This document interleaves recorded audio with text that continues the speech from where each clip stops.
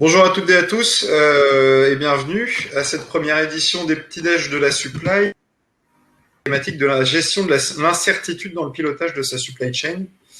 Alors, on est très heureux de vous recevoir. Je suis Fabien Barois, Chief Marketing Officer chez Vecchia. Et aujourd'hui, je suis très bien entouré. Messieurs, je vous laisse vous présenter à tour de rôle. Bonjour, donc je suis Emmanuel Davy, le fondateur et le CEO de Vecchia, et je suis très heureux de vous accueillir aujourd'hui également. Bonjour. Emmanuel. Bonjour, Emmanuel Lacroix, je suis le directeur de la supply chain technique, des matériels techniques d'Orange, l'opérateur télécom. Bonjour, je suis Jean-Philippe Guillaume, cofondateur de Supply Chain Village et directeur de la rédaction. Merci messieurs. Et donc, on vous reçoit à distance. Initialement, on avait prévu de faire ça de manière un peu plus conviviale dans un lieu. Mais on s'adapte. J'espère que vous avez tous prévu votre petit déj de votre côté. Donc rapidement, rapidement, ce qui concerne l'agenda, Manuel fera une introduction pour un peu définir et cadrer les différentes notions d'incertitude. Puis après, on pourra passer à un échange et une interview entre Jean-Philippe et Emmanuel avant de conclure et puis de répondre à vos questions. Donc, vous devez avoir un onglet questions dans lequel je vous invite à poser vos questions au fil des discussions et on prendra une dizaine de minutes à la fin pour y répondre. Et on fera peut-être même un intermédiaire pendant l'échange et l'interview entre Jean-Philippe et Emmanuel pour récupérer les questions en direct. Emmanuel, je te passe la main pour que tu nous parles un peu plus précisément de l'incertitude. Alors, merci. C'est un sujet qui évidemment intéresse particulièrement les professionnels de la supply chain en ce moment, puisque je pense qu'on est dans un espèce d'extrémum en termes d'incertitude, mais on va y revenir aujourd'hui. Donc, le sujet de l'incertitude, c'est un sujet auquel on est confronté au quotidien en tant que professionnel de la supply chain et qui se caractérise par, comme va l'expliquer tout à l'heure dans l'échange, il va y avoir un sujet autour de ça dans l'échange entre Emmanuel Lacroix et Jean-Philippe Guillaume qui vont l'illustrer. C'est une situation qui est caractérisée par trois grands points. Le premier, c'est on caractérise l'incertain, ce qui est aléatoire, ce qu'on ne peut pas parfaitement évaluer ou ce qu'on ne peut pas maîtriser. Donc la question qui est évidemment importante, c'est d'où vient l'incertitude finalement. Pourquoi est-ce qu'on ne peut pas parfaitement tout maîtriser? Il y a à cela trois raisons principales. La première, c'est parce que nous disposons d'informations qui sont incomplètes. On se rend bien compte, là, par exemple, dans l'épidémie Covid, qu'on ne connaît pas tout sur le virus, on ne connaît pas la totalité de ses comportements de propagation, et donc il est de ce fait très difficile d'anticiper de manière précise sa propagation. C'est vrai également, je dirais, dans la supply chain. On a aussi des informations qui sont fausses. Donc il y a non seulement les fake news, mais il y a aussi des informations, si on revient aux supply chain, qui sont erronées sur les stocks, sur un certain nombre de données. Et puis enfin, il y a l'incapacité à déduire le futur, même si on avait toutes les informations, on ne pourrait pas tout parfaitement prévoir. Un très bon exemple, c'est la météo, c'est ce qu'on appelle un système chaotique, l'atmosphère. Si on connaissait le point d'état de chaque particule de l'atmosphère, on ne saurait pas forcément mieux prévoir la météo à 30 jours ou 60 jours, parce qu'il y a une incertitude inhérente au phénomène. Et donc, la question qu'on se pose dans la supply chain, c'est, sachant que cette incertitude, elle est quelque part incontournable, comment mieux la maîtriser, comment mieux la gérer? Alors, je vais en venir au slide qui est affiché. En fait, pour ça, je distingue deux grandes catégories d'incertitude. Il y a la première que je catégorise comme l'incertitude du quotidien. En fait, c'est lié à tout un tas d'imprécisions qu'on a sur le stock et les informations. Par exemple, c'est le fait que la livraison de tel fournisseur va arriver peut-être avec 24 heures de retard. Peut-être qu'elle ne contiendra pas exactement ce qu'on avait commandé. Donc ça, c'est une première forme d'incertitude. Il y a aussi le stock dans mon entrepôt, dans mon magasin, qui peut être erroné. Il y a enfin l'incertitude qu'on a sur la prévision de la demande. Donc tout ça, ce sont des incertitudes du quotidien. Et ce qui les caractérise, c'est le fait que le passé, finalement, nous donne plein d'exemples et qu'on peut donc apprendre du passé quel est le niveau de cette incertitude. Et en tant que professionnel de la supply chain, ce qu'on va en faire, c'est qu'on va en déduire à la fois des stocks, mais aussi ce qu'on appelle des stocks de sécurité, qui est un concept que vous connaissez tous. Et donc, Le point qui est important sur cette incertitude du quotidien, c'est qu'on peut l'intégrer dans les opérations de manière assez naturelle en travaillant avec évidemment des données. Donc il y a un sujet autour de la connaissance de ce qui se passe, de ce qui s'est passé donc, dans les historiques. Ces données, on peut les compléter par des données qui vont nous permettre de préciser la connaissance qu'on a du futur. Par exemple, le fait qu'il va y avoir le 11 mai une reprise d'activité, enfin, ce n'est pas forcément le meilleur exemple, puisque là, on est dans de la très grande incertitude, mais les congés scolaires, je dirais les jours fériés, je dirais quelques jours à l'avance la météo, tout ça, ce sont des informations connues d'avance qui permettent de préciser ces incertitudes. Et enfin, une fois qu'on a précisé cette incertitude, on peut laisser faire la machine qui va utiliser des calculs de probabilité, qui va utiliser du machine learning pour apprendre à partir de ce passé, et puis des données exogènes pour aller quantifier au plus fin les stocks et les stocks de sécurité. Donc cette incertitude du quotidien, ce qu'il faut en retenir, c'est que la machine, d'une manière générale, elle la gère mieux que l'humain, parce qu'il y a tellement de données et tellement de situations que l'humain ne peut pas tout voir. Donc ça, c'est l'incertitude du quotidien. Il y a par contre une autre catégorie d'incertitude, et Fabien va nous afficher le slide, je t'en remercie, qui est l'incertitude que j'appellerais exceptionnelle. C'est l'événement qui est unique. Alors évidemment, on a tous en tête la crise Covid, mais il n'y a pas que ça. Il y a la nouvelle forme de promotion qu'on n'avait jamais faite, le lancement d'un nouveau produit qui ne ressemble à rien de ce qu'on avait fait avant. Il y a l'ouverture d'un nouveau pays. Donc là, ce qui va caractériser cela, c'est qu'il n'y a pas d'expérience passée qui permet de savoir ce qui va se passer précisément. Et donc ça, c'est le domaine où l'humain est roi, j'ai envie de dire, puisque finalement, c'est en travaillant des scénarios, en travaillant sur des hypothèses, en évaluant ces hypothèses, que l'humain va identifier précisément quelle est la meilleure façon de faire. Alors avec un point d'attention quand même, c'est que l'humain a ce qu'on appelle des biais cognitifs, qui fait que on a parfois une sous-estimation, une surestimation de certains risques, mais néanmoins l'humain est très largement supérieur à la machine pour faire ça, et il peut s'aider par contre des algorithmes et de la data pour aller comment dirais-je, simuler et impacter un peu sur le terrain les différents scénarios.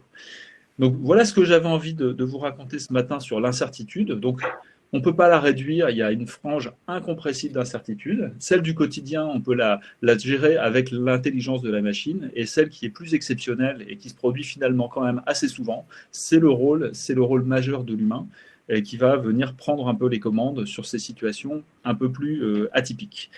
Voilà. Je vais laisser maintenant la parole à Jean-Philippe et à Emmanuel que j'ai hâte d'écouter sur ce sujet. Merci. Oui, merci Emmanuel. On va voir effectivement comment Emmanuel gère l'incertitude du quotidien et l'incertitude exceptionnelle. Alors Emmanuel, vous êtes le directeur Supply Chain Équipement d'Orange. Est-ce que vous pouvez nous préciser exactement ce que cela recouvre ? En fait, chez Orange, en tant qu'opérateur télécom, il y a deux grandes supply chains. Il y a une supply chain pour le grand public, pour approvisionner tout le réseau de boutiques et vendre les mobiles, vendre les accessoires. Et puis, vous avez une supply chain de soutien, de support à l'ensemble de l'écosystème d'intervention. L'ensemble des techniciens, que ce soit des techniciens Orange internes, que ce soit des techniciens en sous-traitance, qui interviennent sur le réseau pour le construire, le déployer ou pour le maintenir en conditions opérationnelles. Cette supply chain-là, c'est la supply chain des matériels techniques et de l'intervention. Et c'est celle dont je m'occupe. Donc, en fait, votre boulot, c'est de faire en sorte que le client, il ait le bon matériel, la bonne box au bon moment, au moment où il en a besoin, si possible. Si on prend l'exemple d'une box, d'un raccordement d'un client, il va y avoir les deux supply chains qui vont s'enclencher, puisque le client va certainement aller en boutique ou commander et il va recevoir par le canal grand public sa box et son décodeur, par exemple. Mais le technicien va devoir veiller à ce que le lien soit fait, il va devoir veiller à ce que peut-être le dernier tronçon de câble soit connecté. Et c'est là où les deux supply chains se rejoignent. Alors, pour planter le décor, est-ce que vous pouvez nous expliquer un petit peu comment s'organise cette supply chain au niveau France et au niveau international ? Au niveau du groupe, en fait, on a une supply chain corporate qui va avoir un rôle plutôt de consulting, de soutien et d'évaluation de la maturité des différentes supply chain pays. Ensuite, la structure d'Orange fait que les pays sont très souverains, les filiales sont souveraines, et donc chacune d'elles, chacune de ces filiales, chacun de ces pays a en général sa supply chain, gouvernée d'un point de vue fonctionnel par le groupe, mais très très libre et très autonome dans ses opérations. En ce qui concerne la France, donc, il y a ce split entre la supply chain du grand public et la supply chain des matériels techniques. Et pour ce qui me concerne, pour la partie intervention, dans la mesure où j'ai à la fois les interventions dites de production pour installer du nouveau réseau. Donc là, c'est une supply chain de projet, c'est une supply chain planifiée, mais également une supply chain très incertaine qui est la supply chain de la réparation, de la panne. En fait, j'ai deux structures, deux équipes, une qui va être dédiée à l'activité maintenance, à l'activité maintien en condition opérationnelle, surtout parce que celle-ci, elle fait beaucoup appel également à toute la chaîne reverse. On réutilise du matériel pour faire des réparations. Et puis donc une partie qui va s'occuper très traditionnellement de tout ce qui est forward pour la partie production. Donc ça, c'est les deux grands pôles. Et j'ai une fonction de soutien qui est très importante, qui est la fonction stratégie, prévision et référentiel. Les trois sont réunis, en fait. Les stratégies avec un S et pas la stratégie, c'est les stratégies de supply, en fait, c'est les stratégies de stock. Les prévisions, parce que c'est le nerf de la guerre et on va en parler. Et le référentiel, parce que c'est aussi ça qui nous permet, le référentiel produit, la flexibilité du référentiel, d'avoir toute l'agilité dont on a besoin dans notre SI, dans nos choix. Changer un circuit logistique, changer une approche, c'est en lien avec le référentiel. Alors, pour qu'on se représente bien physiquement ce que ça représente, donc tout ça, ça s'appuie sur des plateformes, des points de distribution, des points de stockage. Est-ce que vous pouvez pour avoir une idée de la volumétrie de ce que ça représente en termes de nombre de points de stockage, par exemple? Oui, on a fait un gros projet de transformation il y a quelques années. En fait, on avait initialement une supply chain technique qui n'était pas une supply chain en tant que telle, qui était une partie, un service de la direction technique, avec des gens dont le job principal, c'était d'intervenir, de poser des matériels et qui se souciaient peu du niveau de stock, qui se souciaient peu de l'obsolescence des matériels, et etc., etc.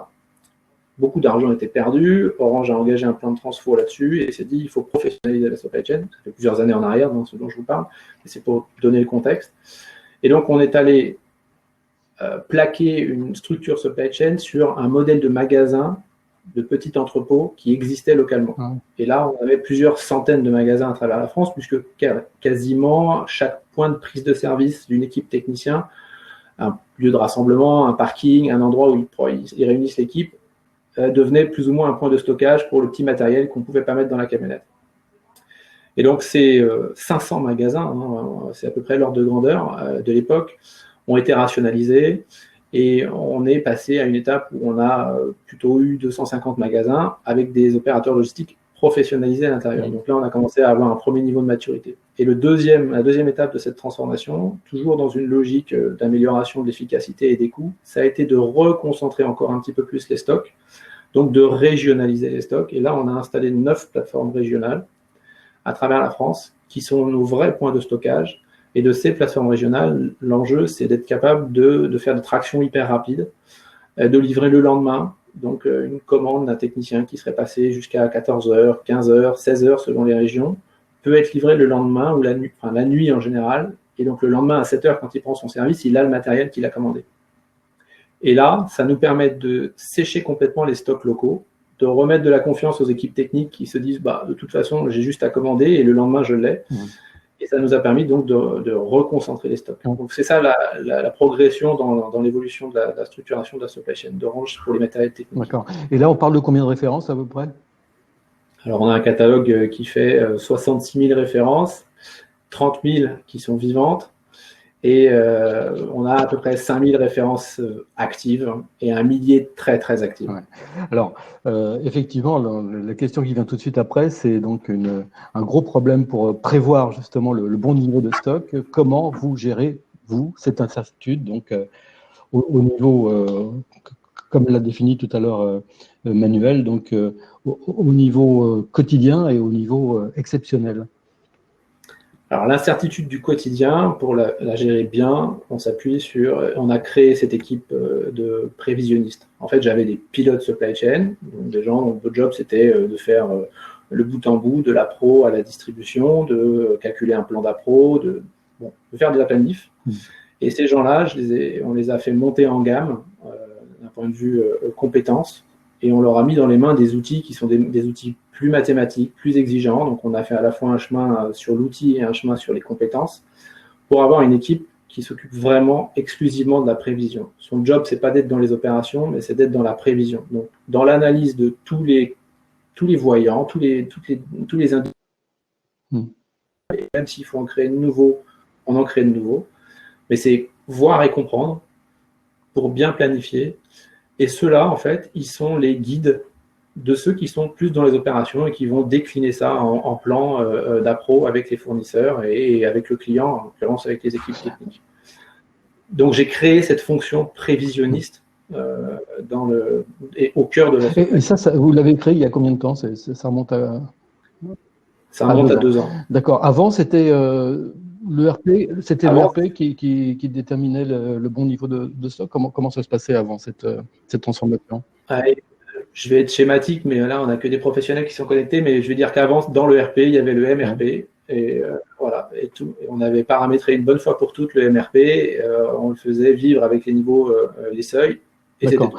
Donc, alors maintenant, une organisation différente avec des vrais prévisionnistes, j'allais dire. Et donc, il a fallu trouver un outil. Donc, j'imagine que vous avez un petit peu regardé ce qu'il y avait sur le marché avant de mettre en place les prévisions chez Orange.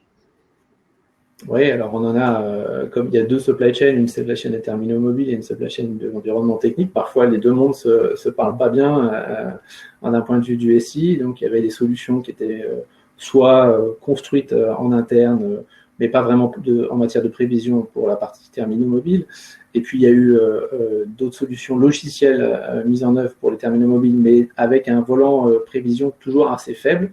Nous, quand on a voulu vraiment muscler cette fonction de prévision, on est allé chercher ce qui existait sur le marché, en fait. Et puis, je ne sais même plus comment c'est arrivé, mais on est tombé sur VK et on a commencé à évaluer le produit. Et puis, voilà, c'est comme ça que l'histoire a commencé. Alors, vous avez choisi un produit, donc VK en l'occurrence, qui s'appuie sur l'intelligence artificielle, enfin le machine learning. Est-ce que c'est un élément qui a fait la différence dans votre choix? Alors, en ce qui me concerne, moi, je viens des mathématiques. Donc,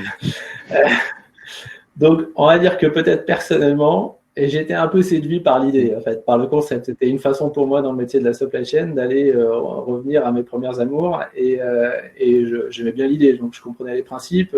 Et là, l'idée de se rejoindre les 2 mondes, c'était plaisant. Donc, c'est pour ça que peut-être aussi, j'ai commencé à creuser un peu plus le sujet VK. Encore, comme je vous disais, avant, on se contentait de faire vivre des algos qui étaient câblés, éventuellement avec un peu de fine-tuning, mais à la marge. Le principe du machine learning, moi, ce que ça m'a tout de suite évoqué, je me suis dit, on n'a de toute façon pas d'autre solution pour gérer l'incertitude que d'être agile.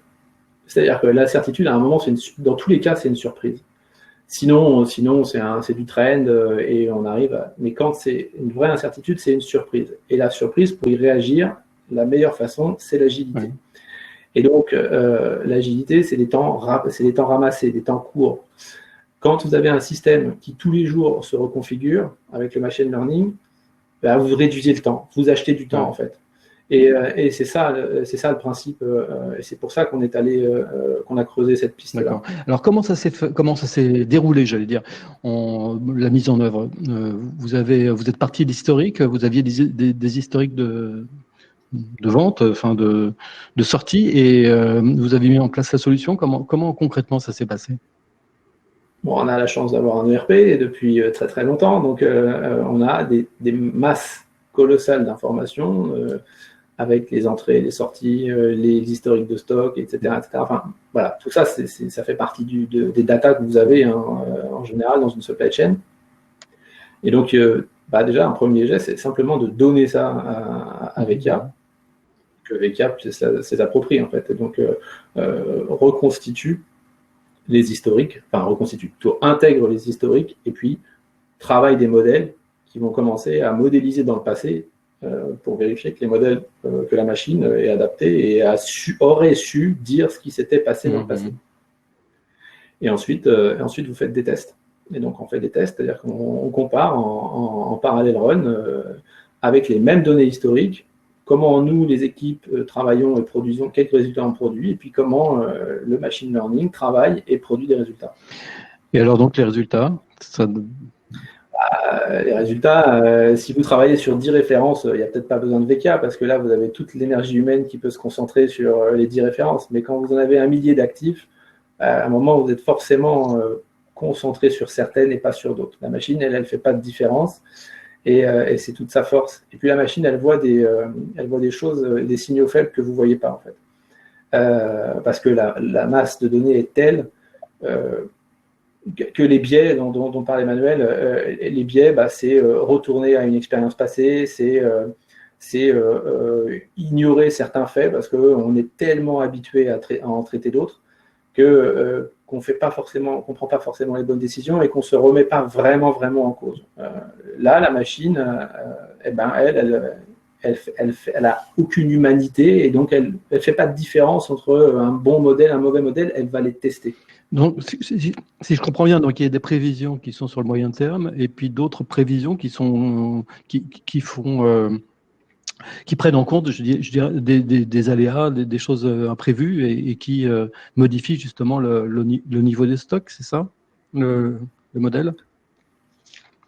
Alors le modèle, on utilise deux systèmes. Il y a un système qui travaille vraiment la prévision, qui est là pour prévoir la demande. Donc, est-ce que, par exemple, je suis capable de prévoir une hausse de consommation de câbles quand je commence à avancer dans le territoire pour déployer la fibre? Bon, ça, c'est de la prévision pure. Mais cette prévision-là, il faut la décliner en approvisionnement. Oui. Et ensuite, là, vous avez une optimisation par rapport à votre stock du plan d'appro. Quand je passe mon approvisionnement, en quelle quantité par rapport à la capacité du fournisseur. Donc là, on arrive vraiment à un niveau opérationnel. C'est classique d'une supply chain, c'est l'appro, quoi. Et la planification des appros. Il s'avère que les deux modules que nous utilisons sur la plateforme VK sont ceux-là, le moteur de prévision et le moteur de commande. D'accord. Parce que les deux sont imbriqués et ça me permet, moi, de concentrer l'énergie dans un staff qui est réduit quand même, parce que l'idée, c'est pas d'avoir une pléthore d'équipes dans le même temps que les transformations ont été réalisées. On a aussi contracté l'effectif. Donc, qualitativement, il s'est amélioré, mais on a contracté l'effectif. Et donc, il faut automatiser. Et l'automatisation, c'est le moteur de commande. C'est-à-dire que c'est là où vous pouvez... aujourd'hui, avec VK, par exemple, sur le périmètre traité dans VK, on est à plus de 98% de taux d'automatisation des commandes. Ça, ce sont des commandes qui sont fiables, qui sont planifiées correctement dans le temps, qui ne demandent pas d'intervention humaine. Et VK analyse, regarde les entrées, regarde les stocks, ajuste les commandes, planifie par rapport à ce qui lui arrive du moteur de prévision. Et on peut se concentrer sur la prévision et sur l'analyse des prévisions, des choses qui méritent une attention, et puis laisser la machine faire sur l'approvisionnement. Donc ça veut dire du gain de temps, gain de ressources? Alors moi, clairement, je m'en suis servi. Je m'en suis servi. Le business case du projet VK, c'est une contraction des effectifs d'approvisionnement, bien sûr. Et le taux de service, il est de quel ordre aujourd'hui? Enfin, le niveau de stock, je veux dire, il est par rapport aux provisions. Le niveau de stock, quand on n'a pas encore complètement déployé le système. Dans ce qu'on a déployé, on est tombé en dessous du mois, on travaille en semaine. C'est important que je dis ça parce que pour tout le reste, on travaille plutôt au-delà du mois, voire on travaille en mois de stock. Il y a tellement de matériel, il y a tellement d'équipes de stock, il y a 22 000 équipes techniciens, des sous-traitants de rang 1, de rang 2, du stock, vous en avez forcément partout. À un moment. Même si vous concentrez, vous faites l'effort d'avoir des plateformes régionales, de surveiller vos stocks, etc. À un moment, il y en a partout de toute façon. Donc, le niveau de stock, il se compte en mois quand c'est pas sous contrôle. Dès qu'on est vraiment dessus, qu'on travaille vraiment de manière très très fine et qu'on analyse et qu'on fait en sorte de tendre la chaîne, on peut tout de suite passer avec un niveau de stock en semaine. Et aujourd'hui, dans le périmètre d'utilisation de VK, on est à 3 semaines et demie de niveau de couverture de stock. Ce qui est hyper tendu pour les matériels techniques avec l'incertitude qu'on peut avoir sur les appros. Aujourd'hui, par exemple, avec ce qui s'est passé là, avec les appros chinois, etc., il a fallu se reconfigurer très très vite. 3 semaines et demie, c'est très très court. Oui, c'est la question que j'allais vous poser, c'est est-ce que justement cet outil vous permet de mieux faire face aux variations exogènes, enfin tout ce qui n'a pas été prévu, tout ce qui n'est pas dans les historiques, et puis des événements comme le Covid qui interviennent et qui n'étaient pas du tout prévus au départ. Est-ce que ça vous permet de mieux vous adapter justement à ces événements? Non, la crise sanitaire qu'on a rencontrée, VK, n'importe quel autre système, je pense, hein, c'est ma conviction, ne nous aurait pas aidé, et VK ne nous a pas aidé très clairement. C'est impossible d'entrevoir ça. Pour vous donner un ordre de grandeur, le 16 mars, qui est le lundi de la première semaine de confinement, on fait encore un volume d'activité qui est à peu près similaire à la moyenne de la semaine précédente et des semaines d'avant. Le lendemain, on divise par 4. Ça veut dire qu'en une journée, vous avez eu 22 000 techniciens, des dizaines de milliers d'équipes de personnes qui travaillent, qui se sont arrêtées. Et ça, c'est juste impossible de le prévoir. Alors, on pouvait le sentir en tant qu'humain, se dire, ça va s'arrêter. Dans quelle proportion? Personne ne le savait, franchement, en tout cas pas au niveau technique. Et la machine, elle, bien sûr, elle ne pouvait absolument pas le voir venir. Par contre, la machine, peu de jours après, elle s'est reconfigurée pour dire maintenant, le nouvel environnement, il est complètement différent. Et donc, avec l'intervention des équipes de VK, on a pu revenir sur des fondamentaux qui étaient des nouveaux fondamentaux. D'accord. Vous avez une activité qui est partiellement météo-sensible. Est-ce que les prévisions météo, par exemple, sont intégrées dans l'outil? Pour l'instant, non. Et ça fait partie de ce qu'on veut faire depuis le début. Donc oui, bien sûr, moi, je rêve que de ça. Je rêve de pouvoir intégrer la météo. Tout le monde le comprend. Je vais peut-être dire quelque chose qui va surprendre beaucoup de gens, mais vous savez que le réseau d'Orange, il est beaucoup déployé en aérien. Vous avez des câbles avec des poteaux. Et dans certaines zones, il y a la chasse. Et les plombs de chasse dans les câbles, eh ben, c'est un vrai sujet. C'est juste l'anecdote, c'est pour le sourire, mais c'est un vrai sujet. J'ai dans des zones de chasse bien plus de câbles aériens qui sont abîmés par des plombs de chasse qu'on pourrait l'imaginer dans une zone complètement urbaine. Et donc, voilà, il y a tout un tas de données exogènes auxquelles on ne pense pas un instant qui peuvent influencer le comportement de notre supply chain. Alors, 2 ans après la mise en œuvre des prévisions et puis du déploiement de cet outil, vous nous avez dit que ce n'était pas complètement terminé, que c'était encore en cours ce déploiement, mais quels sont les premiers enseignements que vous pouvez en tirer aujourd'hui? Est-ce que c'est finalement positif, globalement positif? Est-ce qu'il y a encore des points d'amélioration à mettre en œuvre? On n'a pas fini, on n'a clairement pas fini, ça c'est une évidence. Je dirais qu'aujourd'hui, on a installé un système, on l'a plugué sur notre SI, il produit les effets escomptés, mais on n'a pas encore le petit truc en plus. Quoi. Le petit truc en plus, la promesse très différenciante de VK, pour l'instant, je pense qu'on ne l'a pas encore touché du doigt. Alors oui, l'automatisation, ça fonctionne très très bien. Donc ça, je dirais que c'était une partie de la promesse, elle est complètement tenue. 98% des commandes automatisées, il n'y a pas débat. Mais voilà, le truc d'intégrer la météo, d'intégrer des données exogènes auxquelles on n'a même pas songé, ça, on ne s'y est pas encore frotté et on n'a pas encore vu ce que ça pouvait générer comme gap. Donc c'est plus là intellectuellement où on a envie d'aller pour avoir le petit truc, le petit truc en plus. Voilà. Très bien, merci beaucoup Emmanuel pour ce témoignage. Je vais me tourner vers Fabien pour voir si nous avons des questions au standard, comme on disait avant. Fabien, si tu m'entends. Ah, je crois que Fabien... Fabien a cliqué sur le mauvais bouton. Donc, nous avons quelques questions. Me revoilà. Revoilà Fabien. Peut-être que Manuel voulait réagir par rapport à ce qu'a dit Emmanuel tout à l'heure sur les perspectives de développement, par exemple. Oui, tout à fait. Alors déjà, je voulais remercier Emmanuel d'avoir apporté ce témoignage. Alors, moi, j'ai retenu 2 points importants dans ce que tu as dit, Emmanuel. Le premier, c'est le travail constant avec les équipes Zekia, et je pense que c'est ce qu'il faut retenir aussi de notre solution, c'est que c'est pas juste une plateforme technique, c'est aussi du service. Et on voit bien que dans la crise Covid, le fait d'avoir une interaction ensemble sur les données, sur les hypothèses, sur les scénarios, c'est ça qui permet aux équipes de préparer, je dirais, la sortie sereine. Donc on pourrait revenir dans les questions. Le deuxième point par rapport au fait qu'on n'a pas encore intégré toutes les datas et le petit truc en plus, c'est que ça fait aussi partie de notre façon de travailler. C'est-à-dire que les données, on les intègre au fur et à mesure et en fonction de la valeur qu'elles apportent. Et aujourd'hui, on avait un chantier qui était très important sur les données internes de Orange, puisqu'on les a mis dans les bonnes cases, on les a nettoyés, on les a catégorisés, ce qui a permis d'atteindre ce niveau d'automatisation. Et je voudrais le souligner, qui est quand même exceptionnel. 98%, c'est vraiment très, très élevé. Par référentiel, Amazon est à 80%, donc c'est très, très élevé. Et la suite, elle est évidemment celle que tu as indiquée, les ouvertures des zones de chasse et les périodes de chasse, corrélées avec la météo, évidemment, puisque ça a un impact. Bon, ça, c'était l'anecdote. C'était l'anecdote. Mais si par exemple, on revient sur ce qui s'est passé, je vois les questions là, sur le Covid, quelque chose qui illustre cette interaction entre les équipes d'Orange et les équipes de VK, c'est que dès qu'on est rentré dans cette période-là, on s'est dit qu'est-ce qui pourrait nous permettre d'intégrer cet événement dans notre supply.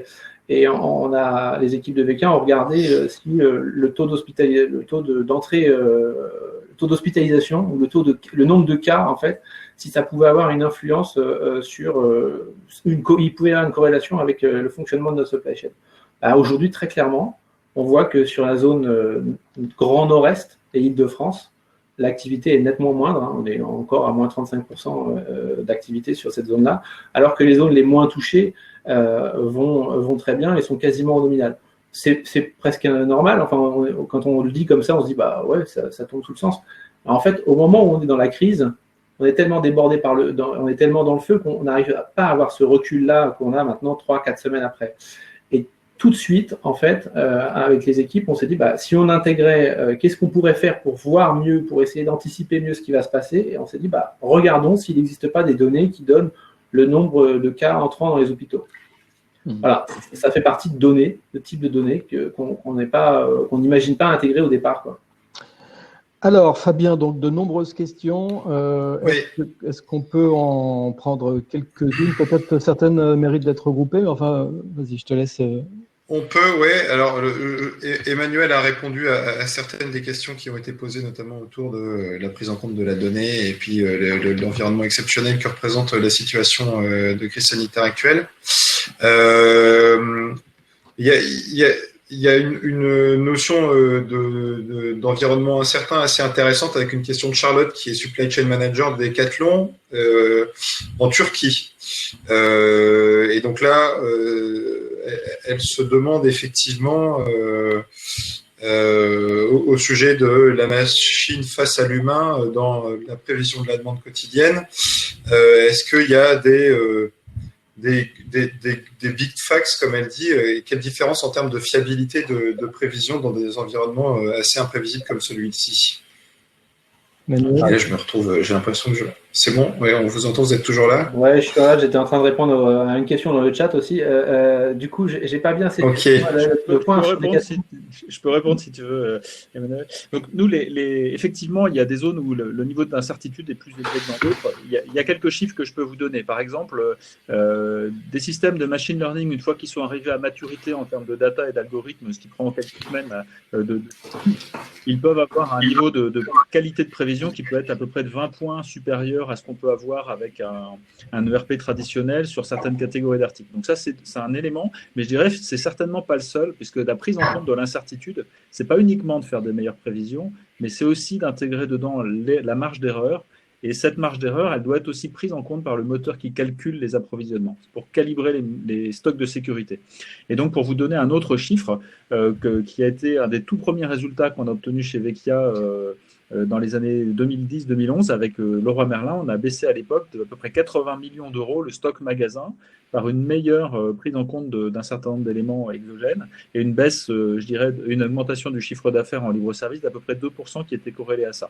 Donc on voit bien que le fait de prendre en compte à la fois les incertitudes sur les prévisions, plus de faits de calcul aussi des commandes, ça permet d'avoir des effets de levier qui sont absolument majeurs sur les résultats. Je vois qu'il y a Bertrand Regnault également, qui est donc le président d'Agora Club sur la partie supply chain et qui est également directeur supply chain d'Agro Mousquetaire, qui nous pose la question, enfin qui vous pose la question plus précisément. Comment préparez-vous la reprise? Ah non, ça c'est une autre question. Comment allez-vous gérer la sortie de crise? Je pense que c'est une question pour Emmanuel. Oui. Alors, la sortie. Alors, encore une fois, je suis là sur la supply chain d'intervention. La supply chain des terminaux mobiles, elle a été quasiment arrêtée. Les boutiques ont fermé, Et donc forcément, le flux, au début, le flux était complètement stoppé.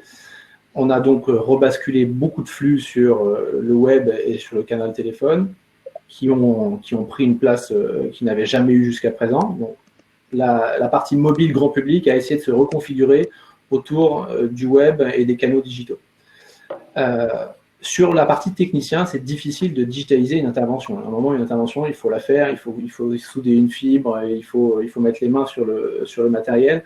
Donc, tout le travail d'Orange, ça a été d'essayer de soutenir son écosystème d'intervenants et de faire en sorte que, pour la grande majorité des interventions, on puisse continuer les interventions.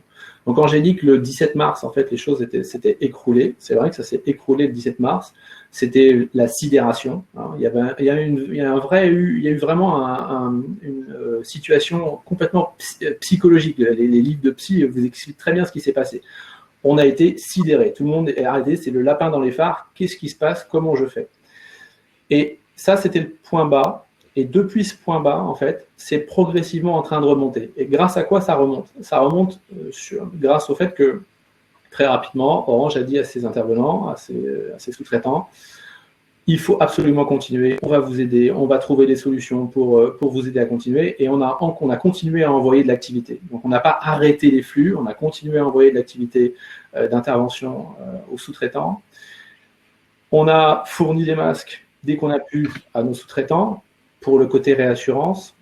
Et on a poussé.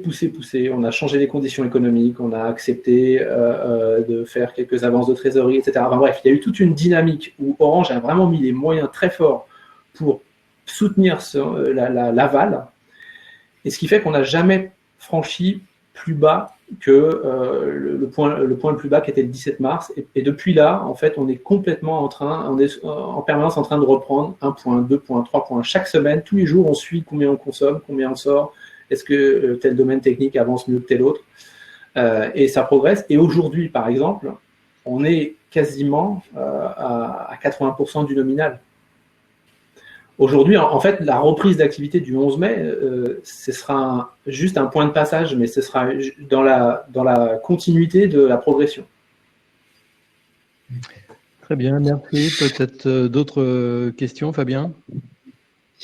Oui, moi j'en ai vu une que je trouvais intéressante, une question de Emeric qui effectivement soulevait le point sur la gestion de 9 plateformes régionales. Et comment est-ce que Emmanuel, tu peux préciser un peu comment être agile sur du multistock dans un tel environnement? En fait, encore une fois, c'est une question de maturité. Hein. On part d'un moment où il n'y a pas de supply chain, à un moment où on professionnalise la supply chain, mais sur une base existante où on a plus de 500 magasins, à un moment où on réduit le nombre de magasins avec 200, mais toujours avec des personnels à l'intérieur, pour venir aujourd'hui à un système sur une base de 9 plateformes régionales et les anciens magasins qui sont transformés en points de dépôt, qui sont devenus des relais colis en fait, où les techniciens viennent chercher un colis qui leur a été livré le matin ou la nuit par le livreur en tournée du laitier. Donc, on a eu ce travail de concentration des stocks. Vous diminuez le nombre de points de stockage, c'est mathématique, vous diminuez les stocks de sécurité et vous avez déjà un effet de levier qui est fort là-dessus. Alors oui, ça reste 9 points de stockage. On pourrait se dire, mais pourquoi on ne le ferait pas d'un seul magasin central, unique? Peut-être que dans 2 ans, on sera en mesure de le faire quand on aura des flux tirés, qu'on sera capable de tendre très fort, quand on aura sur toutes les gammes de matériel et tous les types de matériel la capacité à livrer dans les mêmes conditions. Voir qu'une intervention, parfois, elle peut être arrêtée pour une pièce qui fait la taille d'une pièce de monnaie. Vous avez beau avoir un touret de câble qui est monstrueux, qui pèse 1 tonne, vous avez du matériel dans tous les sens, il suffit qu'il manque un connecteur, et si ce connecteur manque, tout votre chantier il est à l'arrêt.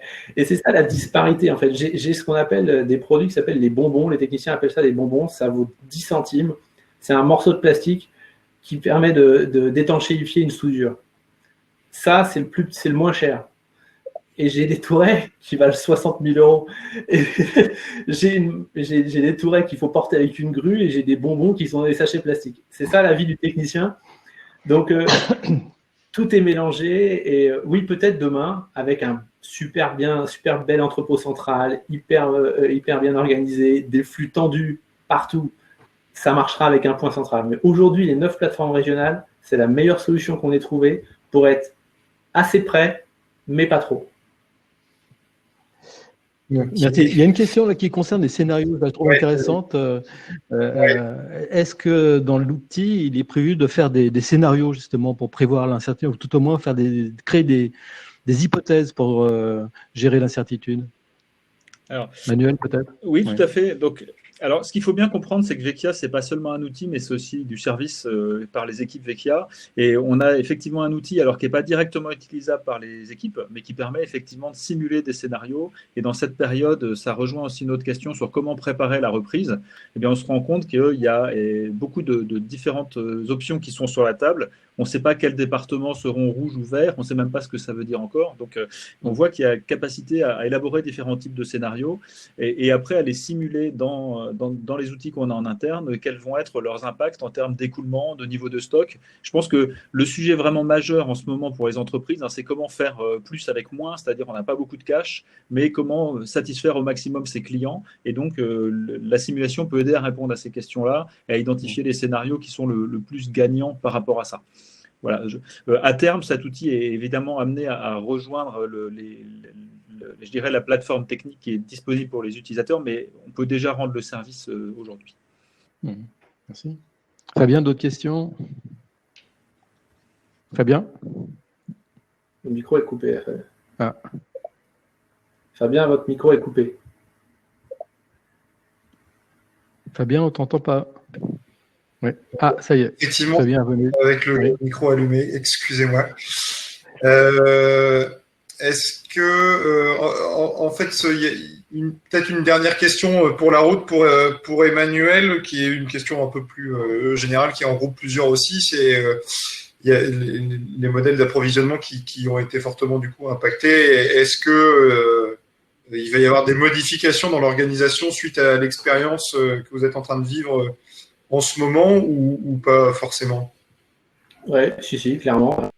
Là, ça touche une fibre personnelle forte, qui est cette sensibilité à l'écologie. Donc, bien sûr, je travaille avec des fournisseurs qui sont à l'autre bout de la planète, parce que malheureusement, dans le temps, ça s'est organisé comme ça et on a perdu les savoir-faire où on a arrêté de le faire dans les zones proches et on les a laissés en Asie.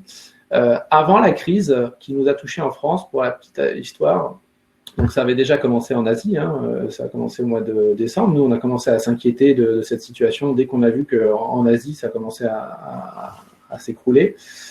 Et on a des fournisseurs de cordons, des cordons optiques qui sont en Asie, qui livrent donc par container, très classiquement. Et quand vous raccordez un client, vous avez besoin d'un cordon. Donc quand vous n'avez pas de cordon, vous ne pouvez pas raccorder le client. Et ils ont eu des problèmes de production, puisqu'ils étaient à Wuhan, en fait, en pleine zone confinée. Et là, on s'est dit, mince, comment on fait? Donc, très basiquement, on s'est dit, c'est pas grave, il doit bien y avoir un autre fournisseur qui le fait. Voilà, la question, il doit bien y avoir un autre fournisseur qui le fait. Vous la posez que quand vous êtes face au problème. Donc là, vous dites, mais non, en fait non, on est comme des idiots, on n'a pas d'autres alternatives. Donc là, on est coincé. On a des cordons qui sont en Chine et on ne peut rien faire. Et là, c'est juste inentendable pour le management d'Orange. Et puis vous, supply chain, vous êtes l'artisan d'une chaîne qui finalement s'était un petit peu endormie, quoi, parce que les achats, ils avaient trouvé très très bien de ne sourcer qu'une seule source en Asie parce que c'était la moins chère, et puis de ne pas chercher plus loin où on pouvait avoir d'autres sources alternatives, et puis tout fonctionnait bien. Donc, il n'y avait pas de raison de se poser la question. Et puis là, vous êtes dans le problème. Et donc, en fait, on a détricoté la fabrication de ce cordon pour se dire, OK, qu'est-ce qu'il faut pour faire un cordon? Et on est allé chercher ceux qui avaient le savoir-faire sur les composants de ce cordon. En fait, on s'est mis à la place du fabricant et on a été rechercher d'autres sources pour faire assembler nos cordons à d'autres endroits. Donc oui, évidemment, il faut multiplier les sources, il faut garder la maîtrise de son destin, c'est-à-dire ne pas tomber dans la fainéantise et oublier comment la supply chain de votre fournisseur et la supply chain du fournisseur de votre fournisseur fonctionne. Parce que c'est ça la gestion de ce risque, en fait. Du risque, c'est d'avoir le contrôle de toute la chaîne. En tout cas, une bonne sensibilité à ce risque-là. Et pour les cordons, on les a fait refabriquer en Europe, en France même pour certains. Parce que le pire, c'est que pour les fabriquer en Chine, il fallait envoyer de la fibre qui était fabriquée en Europe. C'était un truc de fou. Mais voilà, c'était les aberrations d'avant. Et je suis convaincu que, en tout cas, j'espère, et je militerai pour avoir une diversification des sources, une relocalisation tant que c'est possible, pour moi, en tant que métier, me protéger, mais également pour arrêter de marcher sur la tête, en fait. Super. C'est une belle conclusion. Puis ça touche à une valeur forte aussi chez Vecchia, donc on est parfaitement aligné là-dessus. Jean-Philippe, je crois que tu voulais ajouter quelque chose ? Non, je veux simplement passer un message à tous les chasseurs, arrêtez de tirer sur les poteaux de range. Alors, c'est pas les poteaux, c'est les câbles. En fait. Sur les câbles. Arrêtez de tirer sur les câbles, enfin. Tirer et les plombs viennent se nicher dans les câbles. Il y a pas mal de questions qui rebouclent autour de la crise actuelle, donc on va pas forcément continuer à s'étendre, mais je vous invite tous à aller voir le replay de notre webinaire de la semaine dernière avec Philippe et Marc, qui était vraiment centré sur cette problématique-là, les impacts actuels et futurs du Covid et de la crise actuelle sur les supplies. Donc, n'hésitez pas à aller voir sur le blog, sur notre chaîne YouTube pour le revoir. On a publié un article sur notre blog aussi cette semaine qui parle de cette sortie de crise et on vous donne quelques conseils à prendre en compte pour assurer une sortie de crise, on va dire, en douceur. Toutes les questions auxquelles on n'a pas répondu, nous, elles continuent de nous alimenter. On a un podcast autour de la supply chain qui est publié tous les mardis. Et donc, on pioche dans les questions auxquelles on n'a pas répondu pour continuer à alimenter ce podcast qui fait 5 à 7 minutes, on répond à 3-4 questions comme ça toutes les semaines autour de la supply et puis en ce moment autour de cette actualité forte. Et il y a pas mal de questions aussi autour des données et de l'utilisation de la donnée. Et pour ça, moi, je vous donne rendez-vous le 14 mai pour notre prochain webinar où là, on interrogera le responsable data science chez Vecchia sur l'utilisation de la donnée et comment cette donnée va travailler avec nos algorithmes pour pousser la performance de la supply de nos clients. Merci messieurs pour votre participation. Je ne sais pas si vous avez un dernier mot que vous souhaitez ajouter ou on se quitte là-dessus. Moi, je voulais simplement dire merci aux équipes d'Emmanuel parce que c'est grâce à ces équipes qu'on a aujourd'hui du réseau et qu'on peut travailler en télétravail. Donc, chapeau pour ça et merci à toi également pour ce témoignage. Merci à Jean-Philippe et Fabien. C'est pas complètement mes équipes, hein. C'est surtout les équipes c'est l'ingénierie d'Orange qui fait que le réseau tient. Mais par contre, effectivement, on a anticipé beaucoup de choses pour pouvoir le maintenir en condition. Et là, les équipes de la supply ont mouillé la chemise, vraiment. Merci à tous et puis merci aussi à toutes les questions qui ont été posées. Malheureusement, on n'a pas pu répondre à toutes parce qu'on s'était fixé un timing assez serré. Mais en tous les cas, merci pour votre participation et puis merci à Emmanuel pour l'intérêt de sa présentation et la qualité de ses réponses. Est-ce que les messages du chat, en fait, là, on peut les sauvegarder de façon à voir si on n'arrive pas à répondre à toutes les questions malgré tout?